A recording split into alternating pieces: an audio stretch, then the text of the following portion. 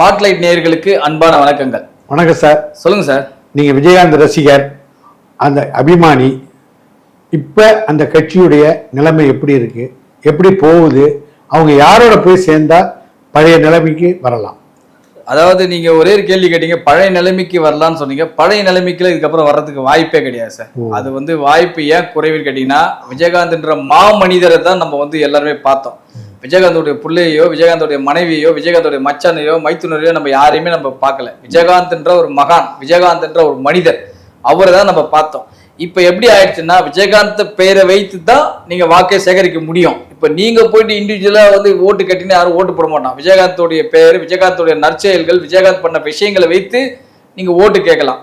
அப்படி இருக்கும்போது நீங்க என்ன முன்னிலைப்படுத்தணும்னா, விஜயகாந்த் அவர்களுடைய அரசியல் வாரிசா நம்ம யாரை இப்ப பாக்குறோம்னா, விஜய பிரபாகரன் அவர்கள் தான் நம்ம பாக்குறோம். ஏன்னா அவருடைய பேச்சு ரொம்ப கிளீனாவும் நீட்டாவும் பேசுறாரு. நம்ம பார்த்தோம் சமீபத்தை கூட அவருடைய பேட்டிகள், அவருடைய பத்திரிகையாளர் சந்திக்கிற அணுகுமுறை, இது எல்லாமே பார்த்தோம். அவர் அவ்வளவு அழகா பேசுறாரு, நல்லாவே பதில் தராரு, நீட் அண்ட் கிளீனா பதில் தந்துட்டு இருக்காரு. ஸோ அப்படி இருக்கும்போது நீங்க என்னன்னா, விஜய பிரபாகரனை முன்னிலைப்படுத்துங்க. விஜய பிரபாகரனை முன்னிலைப்படுத்தும் போது விஜயகாந்தோடைய பெருமைகளை பேசி அந்த மாதிரி பண்ணீங்கன்னா இப்போ என்னன்னா, விஜயகாந்தே இல்லப்பா, நம்ம ஏமா அந்த கட்சியில இருக்கிற பாதி பேர் நீங்க இல்ல, இந்த கட்சியிலே இல்லை. ஏன்னா விஜயகாந்த் இருக்கும்போதே பாதி எம்எல்ஏக்கள் வெளில ஓட்டு போயிட்டு அவங்களுக்கு தெரிய நினைக்கிறேன். விஜயகாந்த் ஐயா இருக்கும்போதே நம்பிக்கை துரோகம் பட்டு பல பேர் வெளில போயிட்டாங்க. அந்த கட்சி எம்எல்ஏக்களே வெளில போயிட்டாங்க பாதி பேருக்கு மேல. நம்பிக்கையா இருக்குது. ஏன்னா இப்ப பார்த்த சாரதி எப்பயும் நம்பிக்கையா சுத்திக்கிட்டே இருக்காரு. இன்னும் நாம பல வீடியோக்கள்ல பாக்குறோம், எப்பவுமே இருக்கு. அவர் விஜயகாந்தோடைய உயிர் தொண்டர். அவங்களுக்கு தெரியும் என்ன போனா நான் விஜயகாந்துக்காக இருக்கிறேன் அப்படின்ற மாதிரி. வாழ்வோ சாவோ இந்த கட்சியில யாரு இருக்காங்களோ இல்லையோ, நான் விஜயகாந்த் ஐயாவுக்கு அர்ப்பணிச்ச வாழ்க்கைன்ற மாதிரி அவர் இருக்காரு. அவர் மொத்தம் தான் தெரிஞ்சு உண்மையா விசுவாசமா இருக்கக்கூடிய நபர் சார். ஏன்னா அத்தனை கட்சி ஆரம்பிச்சது இல்லை, கட்சி ஆரம்பிக்கிறதுக்கு முன்னாடி விஜயகாந்த் நடிகராக காலத்துல இருந்து அவர் போட்டோஸ்ல பாத்துட்டு இருக்கேன் சார். அந்த அளவுக்கு இருக்கக்கூடிய அந்த நபர், அந்த அளவுக்கு இருக்கக்கூடிய கட்சி இப்போ என்ன ஆச்சு? உங்களுடைய வாக்கு சதவீதம் இப்ப எனக்கு தெரிஞ்சு பார்த்தீங்கன்னா ஒரு 2% கூட இருக்குமா இல்லையான்னு தெரியல. அந்த 2% கூட விஜயகாந்த் மேல பரிதாபப்பட்டு போடுற வாக்குகளை தான் இருக்கும் இன்னைக்கு இருக்கிற நிலைமைக்கு.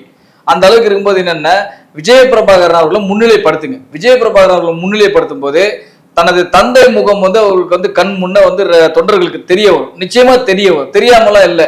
நிச்சயமா அவர் நிற்கும் போது விஜயகாந்தே நின்ன மாதிரி ஒரு பாதி மக்கள் ஆச்சு ஃபீல் பண்ணுவாங்க. நிச்சயமா சொல்ல போனா அப்படி ஃபீல் பண்ணும்போது என்ன ஆகுன்னா, கொஞ்சம் 2% வாக்கு சதவீதம், ஒரு 2.5-3% வாக்கு சதவீதம் எகிறதுக்கு அதிக வாய்ப்புகள் இருக்கு. இன்னொரு முக்கியமான கேள்வி கேட்டீங்க, இவங்க யார் கூட போய் சேர்ந்தா உங்களுக்கு கொஞ்சம் லாபம்னு நினைக்கிறீங்க அப்படின்னு கேட்டா, எப்பவுமே சொல்லுவாங்கல்ல, ஜெயிக்கிற பக்கம் தான் போய் நிக்கணும் அப்படின்னுவாங்கல்ல, அந்த மாதிரி கதை தான். ஏன்னா இவங்க ஆரம்பத்துல இருந்தே கூட்டணி வைத்தது யார் கூடனா அதிமுக கூட மட்டும்தான் இவங்க கூட்டணி வைத்தாங்க. என்னை பொறுத்தவரைக்கும் கேட்டோம்னா, இன்னைக்கும் அவங்க அதிமுக கூட போய் கூட்டணி வைத்தா மட்டும்தான் அவங்களுக்கு ஏதோ ஒரு கணிசமான சீட்டுகளும் கிடைக்கும், கணிசமான வெற்றிகளும் கிடைக்கும். அவங்கள பொறுத்த வரைக்கும் அதிமுக கூட்டணி தான் அவங்களுக்கு எப்பவுமே பக்க பலமா நிற்கும். அது மறுக்கப்படாத உண்மைதான். அது சரி சார். அதிமுக, பாமக இவங்கெல்லாம் சேர்ந்தா பலமான கூட்டணி. அதிமுக ஆல்ரெடி பெரிய பலத்தோட நீங்க என்ன பண்ணாலும் தமிழகத்துல இந்த 2 கட்சிகளுக்கும் ஈவனான ஒரு பலம், அதாவது பலம் இருக்கு சார். இவங்களுக்கு 30%, இவங்களுக்கு 30% ஈக்குவலான ஒரு பலம் இருக்கு. ஒவ்வொரு பெல்ட்ல ஒருத்தவங்க கட்சி ஸ்ட்ராங்கா இருக்காங்க. இப்போ கொங்கு பெண்டத்தை பொறுத்த வரைக்கும் பார்த்தீங்கன்னா அதிமுக ஸ்ட்ராங்கு. இந்த இது சொல்லுவாங்கல்ல சார், மதுரை, தூத்துக்குடி, திருநெல்வேலி, இந்த பெல்ட்டை பொறுத்த வரைக்கும் திமுக ஸ்ட்ராங்கா இருக்காங்க. திருச்சி, தஞ்சாவூர்ல 2 பேருக்கு பாதி இருக்காங்க. அதே மாதிரி வடார்காடு, தென்னார்காடு மாவட்டங்கள்லயும் பாதி இருக்காங்க. சென்னையை பொறுத்த வரைக்கும் திமுகவுடைய ஆதிக்கம் அதிகமா இருக்கும். ஸோ இப்படி இருக்கும்போது என்னன்னா, 2 பேருமே 50-50% இருக்காங்க. ஆனா இவங்க வைக்கிற கூட்டணி எப்படி அமையும் அதுதான் நம்ம பார்க்கணும். யாரு பெரிய லெவல்ல ஒரு வாக்கு சதவீதம் வச்சிருக்காங்க, யார் இதுவரை இருக்காங்க அப்படின்னு பார்க்கும்போது என்ன, விஜயகாந்த் பெரிய லெவலுக்கு மக்கள் மனதில் இடம்பெற்ற ஒரு நடிகர், ஒரு அபிமானி. அந்த அளவுக்கு இருக்கும்போது விஜயகாந்த் வரும்போது வாக்கு சதவீதம் பயங்கரமா எகிரிச்சு. உங்களுக்கு தெரிய நினைக்கிறேன், ஆமா, எங்கேயோ போச்சு வாக்கு சதவீதம். ஆனா இன்னைக்கு அவர் விஜயகாந்த் அவர் ஐயா இல்ல. அப்படி இருக்கும்போது இன்னைக்கு அவருடைய அனுதாபிகள் தான் சொல்லுவாங்க. இப்ப விஜயகாந்த் மீது அனுதாபம் கொண்டவர்கள் தான் இன்னைக்கு அவர் முகத்துக்காக தானே இப்ப எம்பி எலெக்ஷன்ல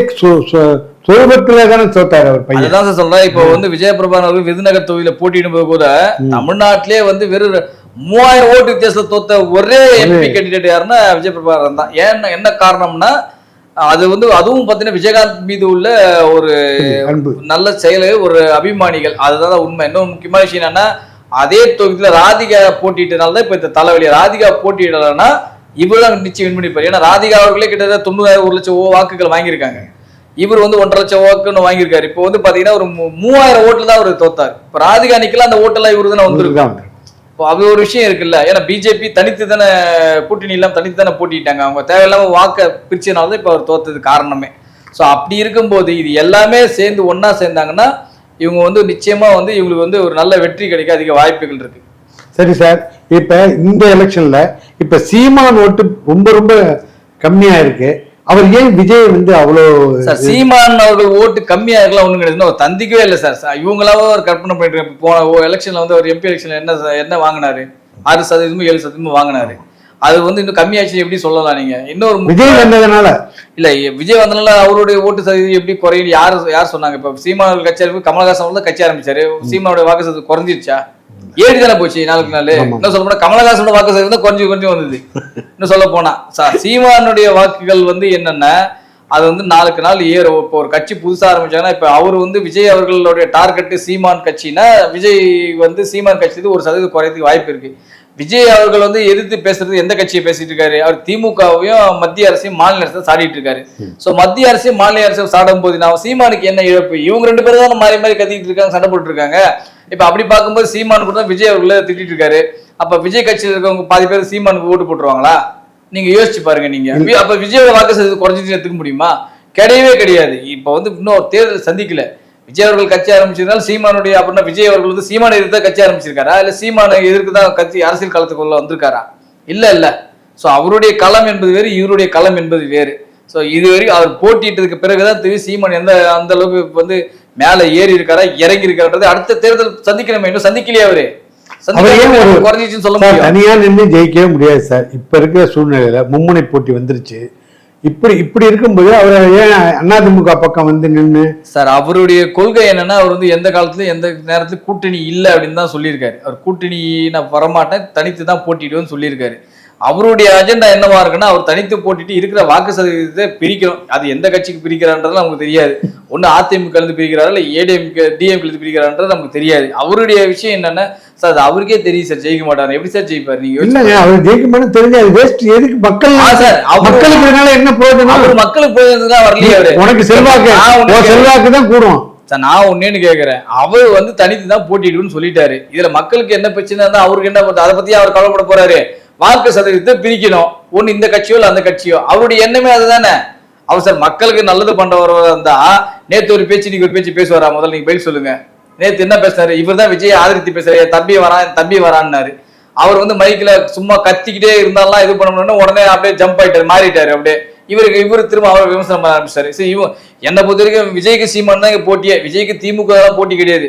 என்னை பொறுத்த வரைக்கும் என்ன விஜய்க்கு சீமான் தான் அரசியல் காலத்துல போட்டி. யாரு 3வது இடத்தை பிடிக்க போறது? இதான் உண்மை. சொல்ல போனா நீங்க வேணா பாருங்க, இதுதான் நடக்கும். யாருக்கும் 3வது இடம், இதுக்கு தான் போட்டி நடந்துட்டு இருக்கு. அப்படியா? சீமானுக்கும் விஜய்க்கும் தான் போட்டி. நிஜமா சொல்ல, நீங்க மனச தமிழகத்துல அரசியல் காலத்துல அரசியல் விஷயங்கள் தெரிஞ்ச எல்லார்கிட்டயும் போய் கேளுங்க. 3வது இடத்துக்கு போட்டி நடக்கும். 2வது இடத்துக்கோ 1வது இடத்துக்கோ போட்டின்றது வாய்ப்பே கிடையாது. திமுக அதிமுக இவங்க 2 பேர் தான் முதல் 2 இடங்கள். இங்க 3வது இடம் யாருக்கு? இந்த எலெக்ஷன்ல 3வது இடம் யாருக்கு? நீங்க ஒன்னு அடிச்சு சொல்றேன், 3வது இடம் நாம் தமிழர் கட்சியா டிவிகேவா? இந்த 2 பேர் தான் போட்டியே 3வது இடத்துக்கு. நீ இப்ப சொல்லிட்டு அவரு எனக்கும் திமுகவுக்கும் தான் போட்டிக்கிறாரு சொல்லிப்பாரு சார். அவர் உட்காந்து சொல்லிப்பாரு சார். அவரு இஷ்டத்துக்கு சொல்லிப்பாரு, பேசிப்பாரு. அவர் உட்காந்து அவர் இன்னும் வந்து அடுத்த எலெக்ஷனுக்கு வந்து ஜோ பைடன் எனக்கு தான் போட்டின்னு வரப்ப அமெரிக்கா போய் கத்திக்கிட்டு உட்காந்து வார்டு மெம்பர் கூட இன்னும் ஜெயிக்காத ஒரு கட்சி எப்படிங்க ஒரு கட்சிக்கு போய் போட்டியாக முடியும்? நீங்க சொல்லுங்க சார். நான் அதுதான் ஒரு உதாரணம் கூட சொன்ன ஒரு டைம்ல ஒரு இதுல, ஏங்க நீங்க இன்னும் கிரிக்கெட் கவுன்சில் இப்பதான் செலக்ட் ஆயிருக்கீங்க, அதுக்குள்ளவே நீங்க தோனிக்கு போட்டின்றீங்க, எப்படி சொல்லுவீங்கன்னு சொல்ல முடியுமா? நீங்க சொல்ல முடியுமா? நீங்க சொல்லுங்க. ஒரு 20-30 மேட்ச் ஆடி நீ ப்ரூவ் பண்ணி காட்டுனதுக்கு அப்புறம் நான் தோனிக்கு போட்டி சச்சின் ரெக்கார்ட் நான் பீட் பண்ண போறேன்னு சொல்லுங்க. நியாயம் இது. நீ இன்னும் கவுன்சிலே செலக்ட் ஆகல, அதுக்குள்ளே வந்து நீ போட்டினா எப்படி இருக்கும்? அந்த மாதிரி கதையை தான் இவர் சொல்ற கதை. இன்னும் வார்டு மெம்பர் கூட ஜெயிக்காத ஒரு கட்சி சார். அந்த கட்சி எப்படி சார் வந்து ஆளுங்கட்சி போய் எதிர்பார்க்குங்க? ஆளுங்கட்சி போய் போட்டியா இருப்பாங்க? நீங்க யோசிச்சு பாருங்க. நீங்க சார் அந்த ஜெகதீசன் அதிமுக விஜய் கட்சியில் இருக்கார்ல, அவர் வந்து சினிமா ட்விட்டரு ஃபேஸ்புக்கில் உள்ளவங்களுக்கெல்லாம் கொடுத்து கவனிக்க வேண்டியதை கவனிச்சு அவர் தான் அடுத்த முதல்வர்னு சொல்லிட்டு இருக்காரு. இதெல்லாம் வந்து கட்டமைப்பு உருவாக்கலாம் சார். இது வந்து சினிமா கிடையாது சார். சினிமாவில் நீ போலியான பிம்பத்தை கட்டமைக்கலாம். எவனும் ஒன்று கேள்வி கேட்க போறது கிடையாது. முதல் நாளே ஏன்டா 150 கோடி வந்துச்சுன்னு அவனு கேள்வி கேட்க போறது கிடையாது. சரிங்களா? கேட்டா வந்து நான் விளம்பரத்துக்காக போட்டேன்னு சொல்லிட்டு போயிடுவாங்க, ஈஸியா கடந்துட்டு போயிடுவாங்க. ஆனா வாக்கு சதவீதத்தை வந்து ஏமாத்த முடியாது இல்ல. உங்களுடைய வாக்கு சதவீதமே வந்து 18ல இருந்து 30 வயசுக்குள்ள தான் உங்களுடைய வாக்கு சதவீதமே. அந்த 18ல இருந்து 30 வயசுக்குள்ள இருக்கிற வாக்கு சதவீதம் எவ்வளவு தமிழ்நாட்டுல எவ்வளவு இருக்கு? 18ல இருந்து 30 வயசுக்குள்ள வாக்கு சதவீதம் எவ்வளவு சார் இருக்கு தமிழ்நாட்டுல? கிட்டத்தட்ட ஒரு 25% இருக்குமா? 18ல இருந்து 30 வயசுக்குள்ள இருக்கிறவங்க 25% உங்களுக்கு எத்தனை பேர் உங்களுக்கு ஓட்டு போட போறாங்க? அதுல எத்தனை அஜித் ரசிகர் இருக்கா, எத்தனை சூர்யா ஃபேன் இருக்கா, எத்தனை சிவகார்த்திகேயன் ஃபேன் இருக்கா, எவ்வளவு பேர் ரஜினி ரசிகர் இருக்கா? அந்த 18ல 30க்குள்ள நீங்க யோசிச்சு பாருங்க. நீங்க பெண்கள் ஆண்கள் எல்லாத்தையும் சேர்த்து பாருங்க. இது கணக்கு பண்ணினா கழிச்சிங்கன்னா மீதி இருக்கிறதே ஒரு 10ல இருந்து 12% ஓட்டு தான் வரும். அந்த 12% ஓட்டுலயும் உங்களுக்கு அவன் எந்தெந்த கட்சியில் இருப்பான்னு தெரியாது. உங்களுக்கு தெரியும் எவன் எந்தெந்த கட்சிக்கு ஓட்டு போடுவான்னு தெரியாது. அப்ப உங்களுக்கு எத்தனை சதவீதம் ஓட்டு வரும்? நீங்க யோசிச்சு பாருங்க. இவ்வளவுதான் உங்களோட அதிகபட்ச ஓட்டே இப்போ மினிமம் வந்து அது மேக்ஸிமம் 10 மினிமம் 5. இதை தாண்டி வரதுல ஒரு வாய்ப்பே கிடையாது என்ன பத்தி கேட்டீங்கன்னா. ஓகே சார், நன்றி. Thank you very much sir. இந்த வீடியோ உங்களுக்கு பிடிச்சிருந்தா லைக் பண்ணுங்க, கமெண்ட் பண்ணுங்க, ஷேர் பண்ணுங்க, சப்ஸ்கிரைப் பண்ணுங்க.